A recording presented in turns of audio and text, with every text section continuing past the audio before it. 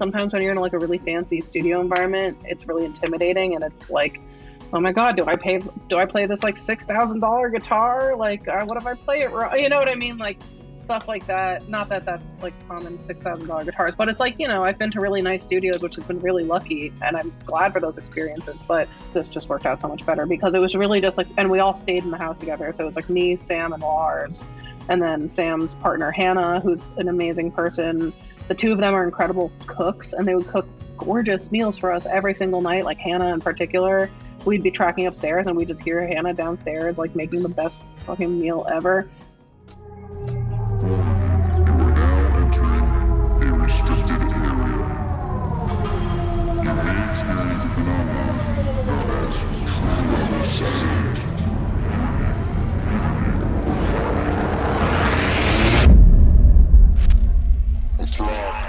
Hello again, and welcome back to Season 5 of The Record Process. This week, we sat down with Kempner of Palehound to discuss their newly released album, Eye on the Bat. We dove into how Elle has continued to develop their songwriting prose throughout the years, opting to be more themselves than ever by striving for a new level of honesty in their writing on this record. We hear all about what it was like starting to get attention for their music at a very young age, and the imposter syndrome that inevitably comes along with that. We speak in depth about the tracking and mixing process, of course, on this album, hearing how the band achieved a uniquely personal live feel with this record. But we also discuss Elle's journey in confronting the idea that as an artist, you are the product you are selling, and how it's not easy coming to terms with the consequences of putting too much energy into thinking about what you're supposed to be, not only as a songwriter or performer, but as a human being.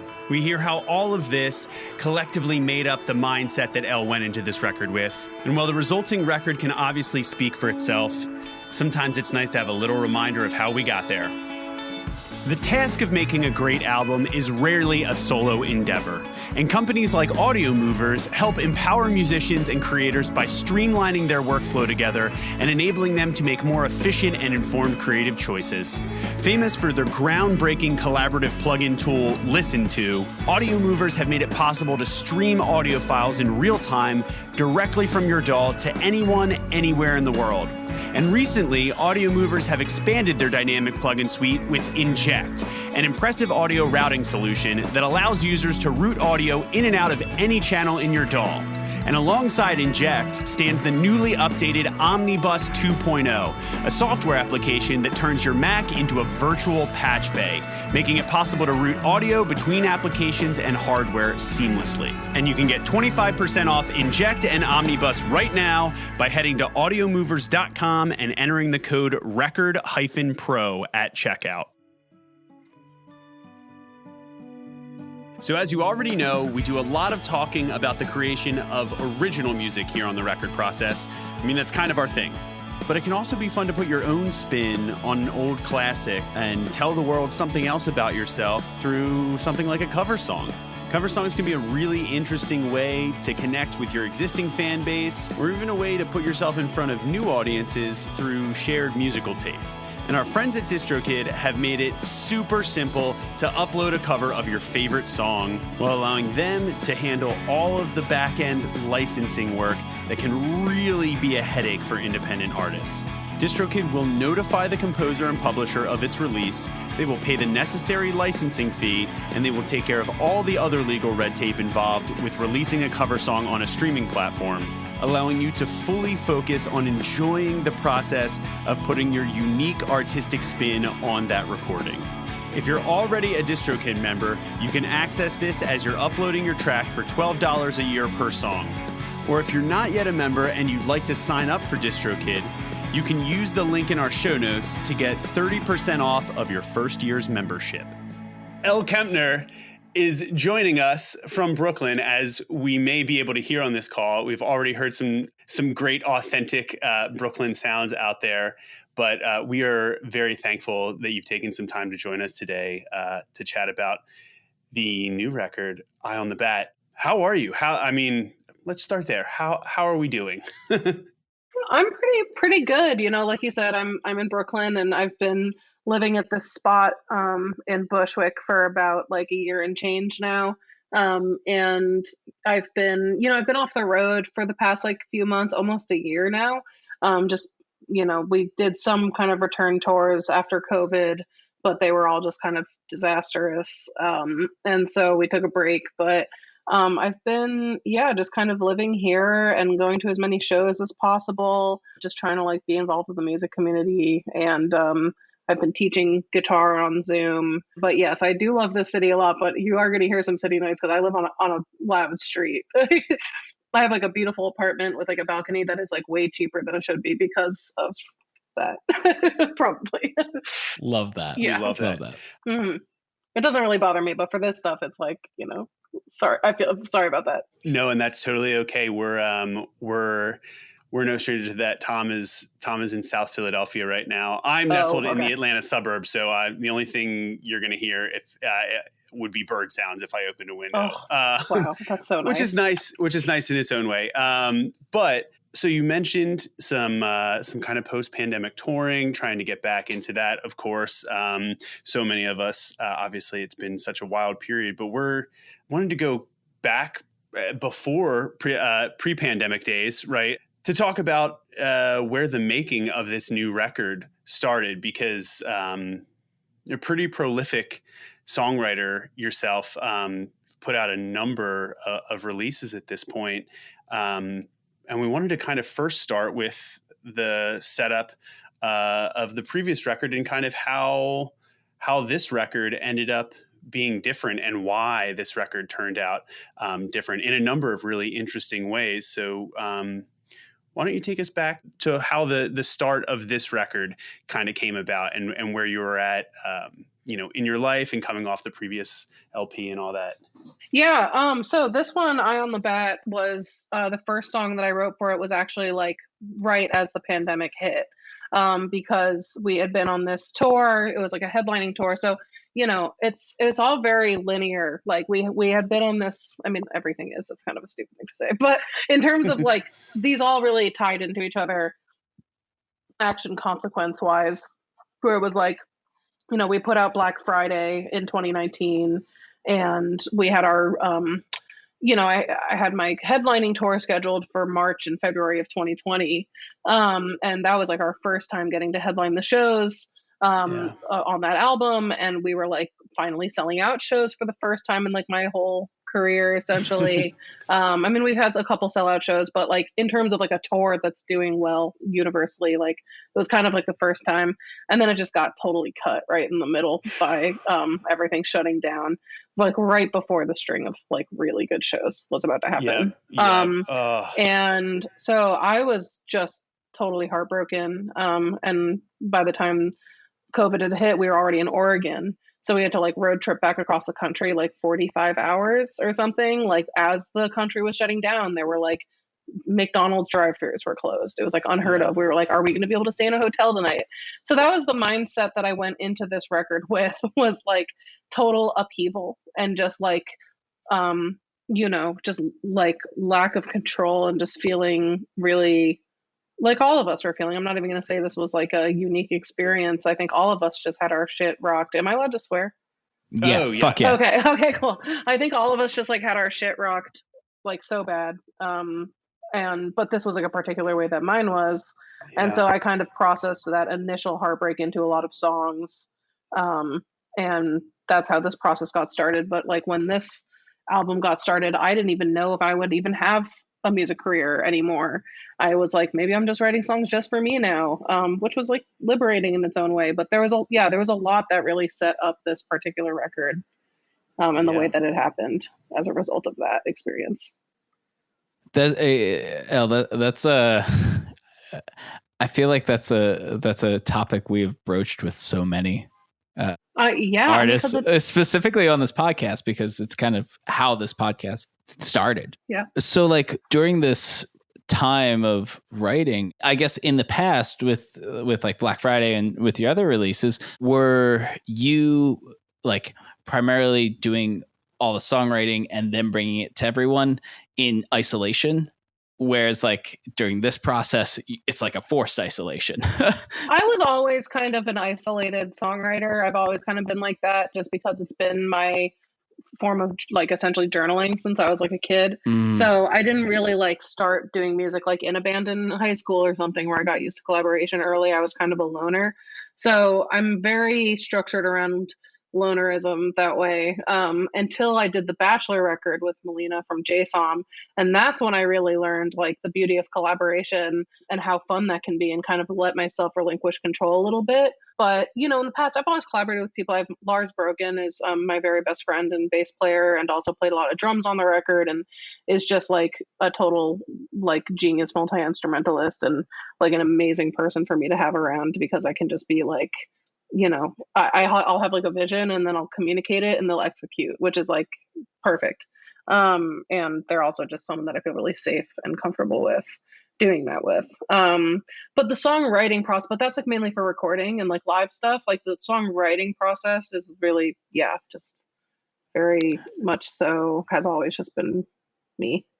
Kind of in a vacuum. Yeah. Well, Yeah. It's interesting. So, I mean, Tom, you mentioned kind of, you know, the great, like kind of shake up, if you will, that, you know, that COVID gave all of us, like in music in general and in the arts especially. But some people respond to it differently. You dove right in though, Elle, and was there any, you know, were these songs that you kind of just looked at, okay, well, we're home, there's nothing to do, I'll dive in? Or, you know, was there a period where, you know, you felt like, do I bother writing? Or you kind of mentioned that it felt like, you know, you weren't sure even about, you know, a career or coming back. Would you ever play these songs live kind of thing? So what was the approach? Did you have some ideas that were cooking? You're like, well, I guess now's as good as time as any to get in, or were you starting from scratch? No, I didn't really think about it that way. No, it was like very much started from scratch. And like, I'm someone who you know, don't really sit down and write a song in one sitting ever. I usually have a lot of time to really focus on that. But like the song The Clutch just kind of happened, and like in one sitting. And then like, you know, the song Write About You on the record, also same thing from that time. Because truthfully, on top of like the career turmoil that was happening, I was also having like personal life romantic turmoil that like totally coincided with all of that. And like it all went down at the exact same time. It was like the ball just dropped. And yeah, I ended up in kind of a tricky romantic situation going into COVID, without getting too detailed, you know. And so that was just on its own heartbreaking and inspiring. You know, heartbreak is unfortunately one of the things that really keeps me writing. I wish it wasn't like that. I wish I could write about happier things sometimes, but it just doesn't hit the same for me. So yeah, I needed to, because I was just so freaked out and emotional. Yeah. And so you just kind of pouring out. So let's talk, because this is another interesting thing. You know, I think when it comes to talking about the juxtaposition of what makes this record really special and really, you know, unique in its way, especially compared to your previous records, you know, lyrically, there's some really, I mean, even just the way the record starts out, right? Which I'd kind of love for you to talk about that track specifically if you can, but because it really gets your attention. But in this, you know, it almost kind of struck me where I was like, I'm almost listening to the lyrics because it's not dressed up in like perfect rhyme. You know what I mean? Like everything about the cadence of it, the melody, the delivery, the picture that you paint just forces you to listen to the actual words and the scene that you're kind of painting and drawing up there. And it has a really interesting, it's tough to say, because I'm sure it gives, you know, there's like a lightheartedness to it, and almost like a dark playfulness in. Can you talk a little bit about how, you know, how lyrically you kind of started going in that direction as opposed to some other, you know, maybe previously, how you approached it? Yeah, I mean, it just kind of like it all kind of ties in also with that question that I was asking myself at the time of like, will I ever have an audience? Well, is this music that will be heard? I don't even know, you know. So that definitely made it a little easier to be very vulnerable, because like I said, like those songs, like in the past I had been like, okay, I have demos, I want to make a record, like, you know, this is like my passion but also my career, and I have to be kind of like, you know, strategic about it to an extent. But like for this time, I didn't have that strategy in mind at all, because I was just like, the world is over. Um, at the time, that's like when all of us were like, this is the end of everything forever. And so it definitely made it a safer space in my own brain for me to like be vulnerable and for me to like not shroud things in metaphor and not like, drown the vocals out with crazy loud shit. Like sometimes I do if there's a particularly vulnerable line. And that song, a lot of these songs were just so personal, like so personal, at the time. And like that song, Good Sex, I didn't even think would make it onto a record ever because I was like, this is really personal. But then I was like, fuck it. Let's do it. Yeah. I'm so glad you said fuck it, honestly, because Yeah. I mean, as far as opening tracks go and just tracks in general, that sets such a tone and in such a brilliant way, Elle. Thank you. But yeah, I mean, what you're kind of getting at almost, in a way, is the idea of expectations. Because you're coming off, like the biggest headline tour and off the previous record, right? Like there's a ton of momentum and it just gets completely chopped out at the knees, right? So it's almost like most of the time, and I'm sure obviously this and build this, like as you start to build out, your canon as an artist with any project, you start to one by one kind of build the walls of what this project is and what people come to know it as, right? It's always evolving, but sometimes it evolves differently. And sometimes it can be tough to evolve the further, in you get. It's almost, I guess some musicians talk about like painting themselves into a corner, right? Yeah. Like where they're just like, oh, I'm so known for this thing that now I don't know how to not do that exact thing, right? And then you get some really polarizing decision making. But I love the fact that it here, what you're describing is there was no expectation. You went in without expectation because it was a literal fuck it moment where, I don't know what these songs are ending. So they're just for me right now, that's kind of what you're describing, I guess. Yeah, no, 100%. I mean, that's definitely, the case is that I think like in the past, like, cause I've been doing this since I was 19, like Palehound. And I mean, I've been playing music long, obviously, well, since I was like a kid, not obviously, I have been playing music since I was a kid. But Palehound started when I was 19, which is like really kind of young to start getting attention for music. And I didn't even really think that would happen. I just kind of made some songs, put them on Bandcamp and people heard them. And then I ended up in a really cool music community with Exploding in Sound Records. And then that just kind of went from there. So I launched like a music career when I was 19, not really thinking that's what I was doing, which definitely makes that whole process of evolution like really has been something like on my mind because it's like, I wasn't ready for it then. Like, I feel like I'm fully like, not, I feel like with every record, I'm more ready actually now for like songs that are like worth an audience or like worth the luck that I've had. I think like there's a lot of imposter syndrome where it's like, oh God, like there was so much luck involved. Like I have to be good enough for this. And I do think like while my records have gotten acclaim for sure, and I've had like, like a lot of success in a lot of ways, it also hasn't really hit like a safe spot yet where it's like, this is the thing that works. Like I haven't hit that yet. I'm feeling it a little bit more so with this record. Not that that was the intention behind this, which says everything, right? Is that like in the past when I've been like, well, what do I do now? People loved that shit I made when I was 19 and I'm 25 now and a totally different person. And what if they don't like it? I just had to stop thinking about that, I guess. Yeah. I just had to stop thinking about what people thought and like, because I was just like, thank God I'm not the same person I was when I was 19, but I was like, I hope that's not a bad thing for everyone. But anyway, I feel like I'm all over the place. But what I'm trying to say is like, I have always had a fire under my ass to keep going. It's not like I've had a moment where it's been like totally affirmed, like this is it, and you did it. You're good now. That definitely has not happened yet. No. So it's like I'm keeping on striving. I'm keeping on being like, well, maybe like all this effort I'm putting into like making sure that I'm delivering is actually taking away from what I could be delivering. I don't know. I've learned a lot over the past couple of years, obviously. Yeah. I mean, that's a lot. And I so totally hear you when you say that. I mean, evolving, I think it's very easy to forget. It's like, you evolve and your taste as a person change, even though, the name of the project or the band, that is putting things out may stay the same. And at its core, it's you behind these songs. And it's often to be the songwriter, to be the vocalist, right? To be at the nexus of everything that surrounds a project like that. Yeah, it can be really difficult, especially, to rectify what has come before with who and where you are now. It's not an easy task. Yeah, it's not easy. It's just kind of like, it's not easy when it's, I mean, it's, I'm not complaining, but it isn't easy when you're kind of like, like when I look back at the record, the EP I made when I was 19, it's like, I wasn't even out as gay, which is crazy to think about. You know what I mean? Like, and the fact that I was even in a position to be sharing my thoughts and my personhood with the world at that point, when I was like not a fully developed person, I was like a major idiot.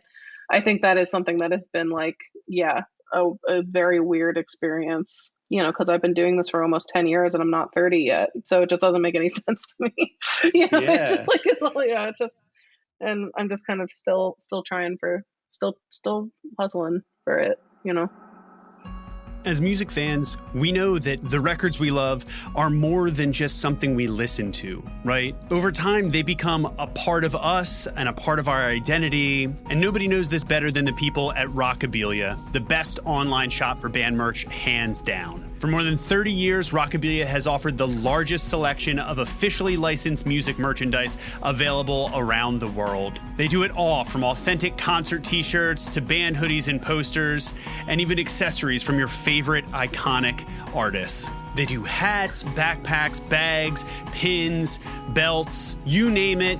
They have it, as well as exclusive access to limited edition designs that you can only get through them and the artists that they partner with. Maybe you missed the merch table at a recent show and you're looking to treat yourself.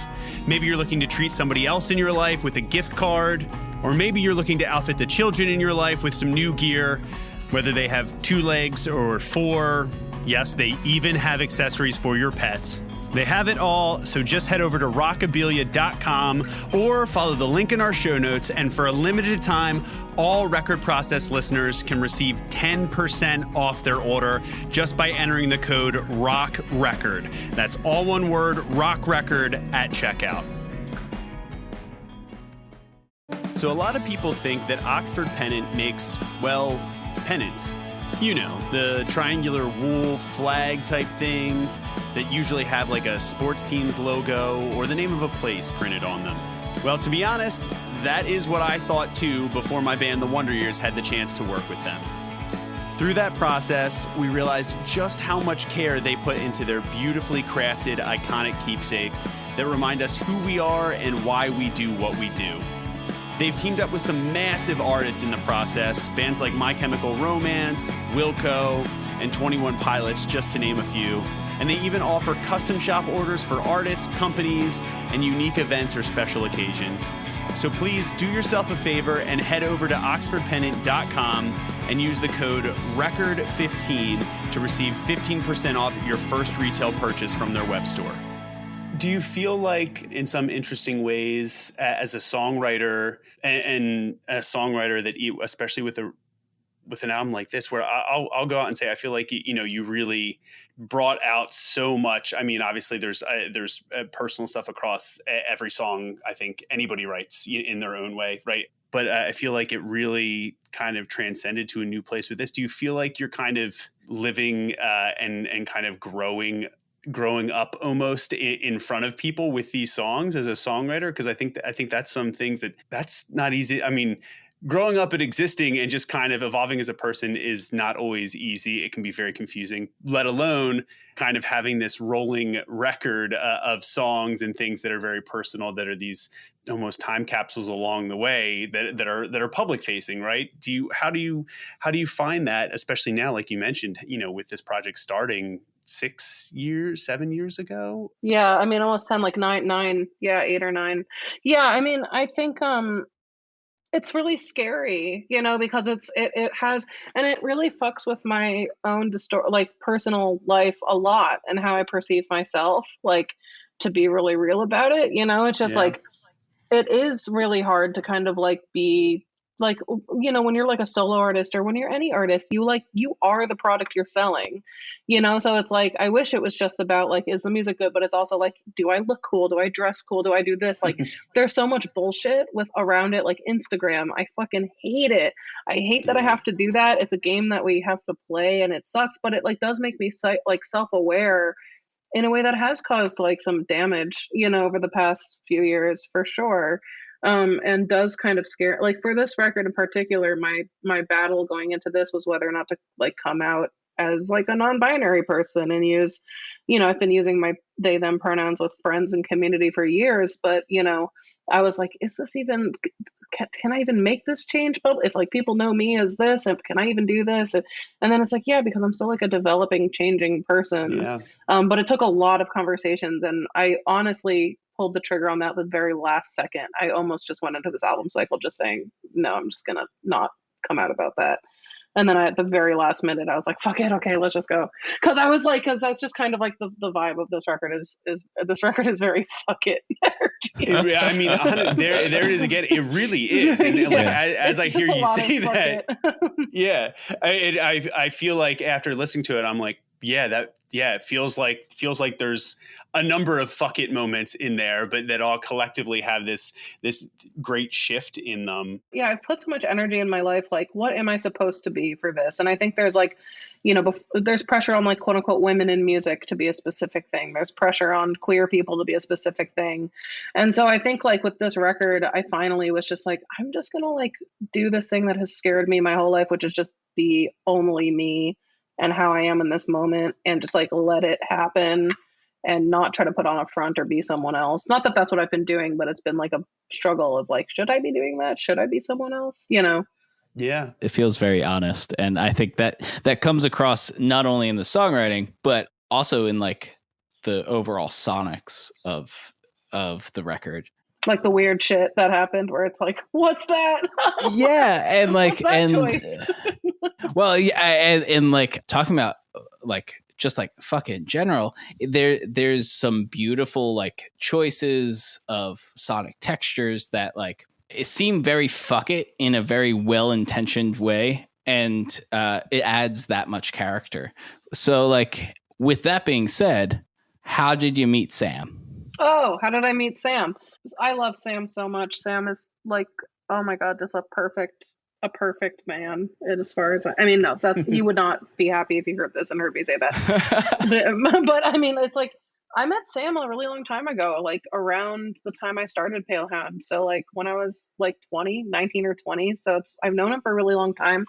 And when I met him, I was just like this. I actually didn't even meet him for a while. I'd heard his old band, Celestial Shore. I don't know if you're familiar with that band, but it's like fucking sick math rock trio that he was in, where like all three of them are just shredding beyond belief the whole time. And my friends had showed me that band, and I had their Bandcamp, their like 3-song EP on Bandcamp, just like on repeat all the time.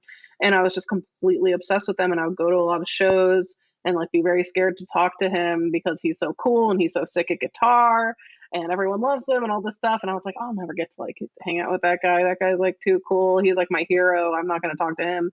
And then like, he's the nicest guy ever. And we ended up playing a couple shows together starting in like 2014, 2015. So that's kind of how we got like a personal relationship, but we never really became close. And then when I was getting ready to do this record, we were talking about producers and studios and how to do it and where to do it. And Polyvinyl actually were the ones that were like, you're friends with Sam, right? Why don't you just do it with him? And I was like, damn, that's a really good idea. I should do that. and I knew I wanted a lot of creative control on this one, and I wanted to take a stab at producing. And the other people we were kind of talking to are more just like super hands-on producers. So I was like, let's just do it. Fuck it. Let's just do it with Sam. I'm gonna stop saying that. But like, but also that wasn't a fuck it. That was a huge W, because, and by W I mean win, because I love Sam and was so excited to work with him, and was really nervous going into it because I was like, this is my guitar hero, like actually. But then he was just made the best possible environment for me to make this record. He's amazing. Oh, that's awesome. So yeah, so Sam Owens and the space that y'all did it at, Flying Cloud, right? Which I believe is kind of like up in the Catskills. Yeah, it's like outside of Woodstock. Yeah, so talk about that, like that area, the space, and what that process once you got in there with Sam looked like putting this record together, right? Because sometimes it can be a lot different. Obviously, a lot of it had been writing in isolation, albeit a different type of isolation maybe. But then you finally get to be with another, if not, one with Sam, but obviously more collaborators and people putting it together and kind of making the tracking. So what was the process like? What did Sam have a process that they wanted to approach it with, or how did you game plan it? I mean, it was so chill is the thing, like in the past, I've always been really that's not true. In the past, I've never been like totally stressed making a record, but I have been stressed about time making a record and like, how are we going to fit all this into like the 2 weeks that we're spending this much a day on this like really nice studio and all this stuff. And Sam's studio is so, so nice, but also was at the time, well, actually his studio has gotten a lot fancier and like nicer recently because he built like a big barn outside of his house, and it's like a full studio now, like a real full, like its own building as a studio. But I'm actually kind of grateful for the fact that we were actually the last band to record in his house, because that's how he set up. Like the living room was the live room, and like there was like this small office where he had like his mixing board and stuff. It's just like in his house. It feels like being in high school and jamming at your friend's parents' house, and that was like the perfect environment to record these songs because it just matched the vibe still of just like very chill, not trying to be something. Sometimes when you're in like a really fancy studio environment, it's really intimidating, and it's like, oh my God, do I play this like $6,000 guitar? Like, what if I play it wrong? You know what I mean? Like, stuff like that. Not that that's like common $6,000 guitars, but it's like, I've been to really nice studios, which has been really lucky, and I'm glad for those experiences. But this just worked out so much better because it was really just like, and we all stayed in the house together. So it was like me, Sam, and Lars, and then Sam's partner, Hannah, who's an amazing person.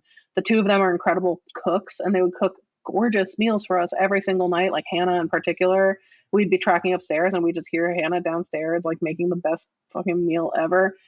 It was just like felt like being at home. Like they created an extremely homey, cozy environment, and we would just wake up, take our time in the morning, started around like 11, chill throughout the day. It was very, very chill. Yeah. How did you piece the songs together? What was the pacing? Kind of like one song at a time, start to finish, or what was the approach like? Not yeah. I mean, like we recorded most things, everything live. The only song that wasn't recorded there was "You Want It, You Got It." I recorded that actually on this computer, just as a demo, and then it ended up making it onto the record, which was kind of funny because Sam was like, "I don't want to recreate this demo. I like the demo. Let's just mix this and make it this." And I was like, "Oh, okay." So, yes, love that. We love the demo great wins. Energy. Totally, we love the demo wins, and we also love like a producer who's not a huge egomaniac about things and will just be like, this is the better version. We can't recreate this in a way that would be better than this. Let's just do it. You did it. Right. But also, no, I mean, we would like track live. So it was me and Lars, or me, Lars. We had Zoe Brecher play drums for a couple songs. She's an incredible drummer. But, most of the time it was just me and Lars, like Lars on drums, me and guitar, getting a live take, Sam on bass sometimes, Lars on bass sometimes. I don't know. And then we would like lay a foundation. And if we got like tired, we'd be like, oh, I can't listen to this song anymore. Let's just do it a couple days from now. So it was like, there was like no function. There was no real structure, no real pattern of how we worked at all. There were some days some songs we did in one day, some songs that took like the whole time. It just kind of like flowed. We were just kind of like, I don't know. What do you want to do today? I don't know. What do you want to do today? That's awesome. I mean, it sounds like you kind of allowed yourselves and had the time and ability to chase the vibe and inspiration wherever everybody kind of like woke up and was at that day, which is not always, it can very much, maybe you've had this experience in the past, feel a bit too overly regimented and very like round peg square hole, and feel like you're like punching in and really just like methodically chopping away at something that before you know it, you're like, oh, I don't even like this anymore. And it's like, once again, what I was saying, like the pressure of like a fancy environment where you're like, I have to be, this is an incredible honor to be in this like legendary studio, and I have to use this incredible gear, and I have to, whatever. So this was like took it out of that context, which was awesome. Ella, I love that. What, like, I think I'm gathering from just like you talking about the record and like hearing the record, there were so many like fuck it moments throughout the process that like, I don't know, the expectations of first, like not knowing what's going to happen next. And then also the expectations of like the recording process, I think it's such a beautiful, like, just like blend of vibe that created this. You know what I mean? Thank you. Yeah, it definitely kind of worked out in a way that I wasn't sure if it would, because I was like, damn, I'm really relinquishing a lot of the control and perfectionism and work ethic that I'm used to having. So I hope that I actually get a good product. I actually kind of learned that fucking energy during the Bachelor process. I think without doing the Bachelor record, this record definitely wouldn't have sounded like this at all, because the Bachelor process, we went into the studio. Polyvinyl, the best record label ever. I'm like one of the rare artists that can say that I'm on like the greatest label, but they like fronted us the money for 2 weeks in a really fancy Airbnb to record the Bachelor record. We didn't have a single song going into it. So it was kind of like, damn, we just spent a lot of someone else's money and we don't have any songs. And that's kind of when that started. And then it turned out being really fun. And I was like, damn, I can actually just kind of trust the process, can't I? I guess that's true. So that's kind of how I learned that. Oh, amazing. Not to care as much. Yeah. Yeah, it really came to fruition on this whole record. So in talking about, things were maybe different. And so with Sam specifically and in this new space, were there elements, anything that comes top of mind that definitely really changed the direction of any specific song that came from Sam, or while you were there at the studio, maybe from the way something was originally demoed or written, that you kind of had a fresh take on it because you were kind of letting things come as they would? Well, as much as I was letting things come as they would, I also did go in with some pretty fully fleshed out demos. But because they were just demos that I'd made during the pandemic when I was just like at home, and I was like, well, I might as well just have fun and like record a demo for this song. And then the demos kind of stuck.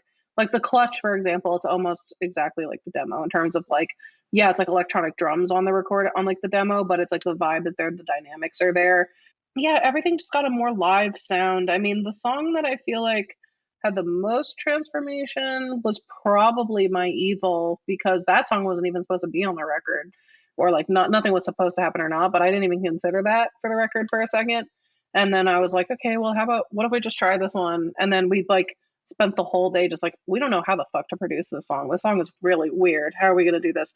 And then we kind of just spent the whole day like sussing it. That's the one that really had like nothing before we worked on it. That was the one that it was just like, all right, just pure experimentation. But most of them did have like kind of a foundation already going in. Amazing. We always kind of like to highlight specific moments of that transformation process, but like that can happen at any point. So like after everything was tracked, was there anything like during the mixing process where something flipped? Not really, honestly, because we were doing so much live recording, that it wasn't like we were really focused on making this sound like a live record in a lot of ways. So we didn't want to do too much fucking around and mixing. There really wasn't anything. There's not, I mean, I might like get off this call and be like, oh God, why didn't I say that one thing that I totally forgot? But like thinking about the whole record, no, there really wasn't a thing. Like we really went in, it's very raw. There wasn't a lot of editing. There wasn't like a million takes for a certain thing. Like, we just kind of were like trusted our instinct. Like the Independence Day, like that song, that vocal was a scratch vocal, which I was like, there's no way that's going to be the vocal. And then Sam was like, no, it's perfect. And I was like, no, it sucks. And he was like, but this is once again to bring back the theme of this. Sam was like, the song's about a breakup and you sound like you're just like, you don't give a shit. And you sound like, who cares if you hit a kind of weird note, and like it's fuck it energy. And I was like, all right, I trust you. But like even stuff like that, like we didn't even re-record some vocals, like we were just kind of like, what happened? Is that acceptable? Is that better than if we were to, try to perfect it? 100%.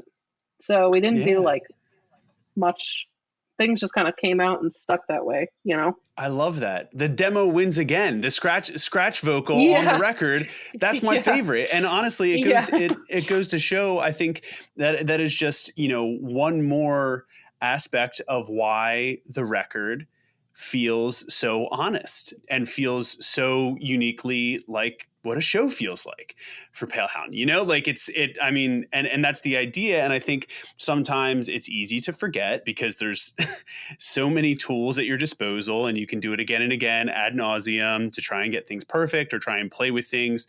There's almost option paralysis, but at the end of the day, most of the time, right. And especially in this case with this project and these songs, the goal was to capture a live band and what they sound like and that energy, and not overcomplicating it was actually the most important thing. Yeah, all along. Yeah, and I think y'all executed it really nicely. So I'm just kind of like, damn, I was like, I'm putting too much effort into this shit. God damn it. But it really worked because you weren't trying to overthink things, I guess, Yeah. And I think that almost feels like a theme across this record as well, with the honesty we mentioned, and then where the places that you went lyrically as well. And, they were really true to yourself and the time and place and everything that you're going through, and maybe had this like extra added layer of truth to it. So it would feel almost like you were doing those songs a disservice by trying to overly embellish some of them at times, and by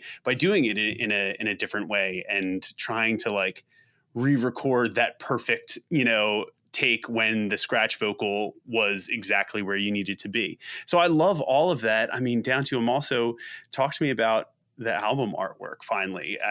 So this is also like kind of one of the favorite things I look at, and I'm looking at it here. I mean, it's colorful, it's adorable. It also, tell me about it, because, and for anybody, we'll, obviously include this, but go take a look at the picture and you'll understand why I'm asking about it. Because I love it. I'm so proud of how the album art came out, even though I didn't do it. I'm just kind of like, damn, I can't believe that's like my album cover. Like, that's so sick. That's amazing. And it's by this incredible artist who I've known since I lived in Boston. Like, so their name is Godmother. They go by, and it's spelled Gaud, like gaudy, Godmother. Oh yeah, I met them when I was first like living in Boston, like 10 years ago, or no, like 8 years ago. And I met them through a friend, and I was like, that person's so cool. I'm literally, once again, this is another story of like, that person's so cool, I'm never going to talk to them. That's so much.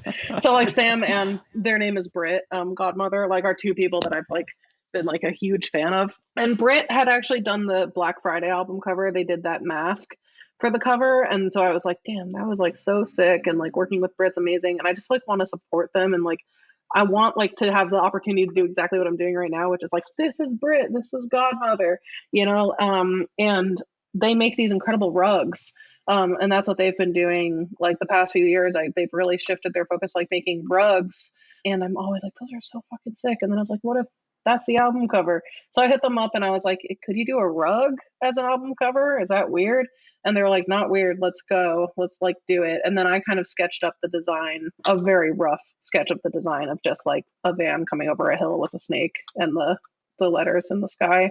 And I mean, we collaborated on it. They obviously like did so much to bring it to life, but I was kind of like, maybe this kind of idea. And now it's a full-size rug that's hanging on the wall in my bedroom now, which is awesome.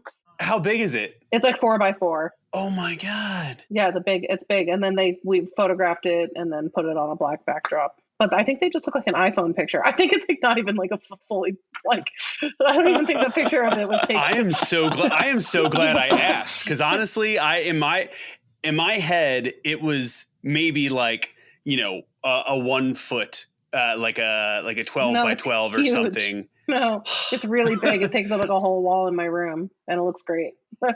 Oh man, we'll have to try and see if we can get like a picture of you next to it for scale of the real thing, because that is very neat and very cool. Everybody, you should now go forth and look at this, either where you're probably going to end up on, streaming it on Spotify or whatever. Just know that thing is actually 4x4. 3x3, 4x4. It's big, bigger than you think. Yeah. Oh, well, it's beautiful. It's awesome. Thank you. I'm glad you glad you got a chance to share where that came from. Me That's too. really neat, and such an interesting take. Godmother's Instagram is @Godmother for anybody who wants to see any of their other stuff, because they make incredible. A lot of their art is like it's like the same kind of medium, and it's. Well, count me in. I was looking for it before, and now I can find it. That's amazing. Elle, this has been awesome. Thank you so much for sharing. Yeah, thank you. Sharing the tale behind this record. Good luck with everything, and we're excited. We'll have to either Tom's in Philly, I'm in Atlanta the next time you come through. What else do you have in store for? I mean, the album comes out this summer. Is there anything? Where can everybody find more about either the album, yourself, online? Is there anything aside from @Godmother on Instagram? Yeah, I'm plugging everyone but me. I love it.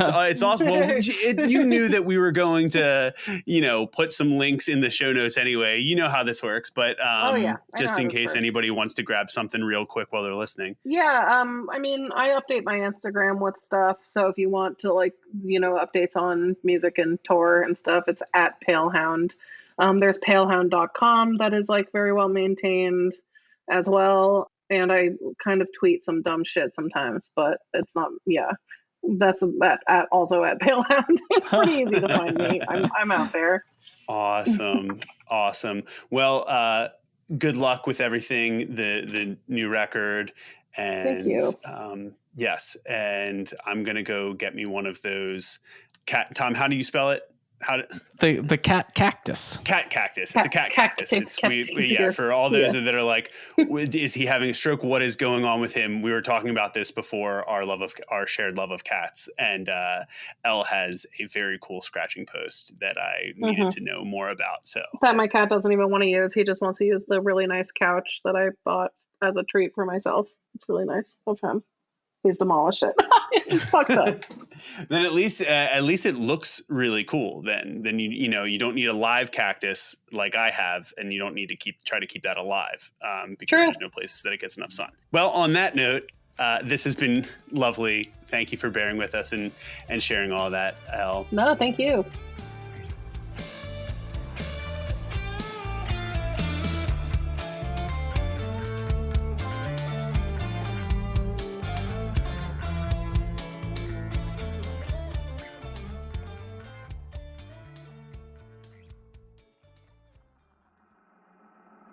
We heard Elle talk about how freeing it was to find themselves in a place where they could be comfortable relinquishing creative control throughout the recording process of this album.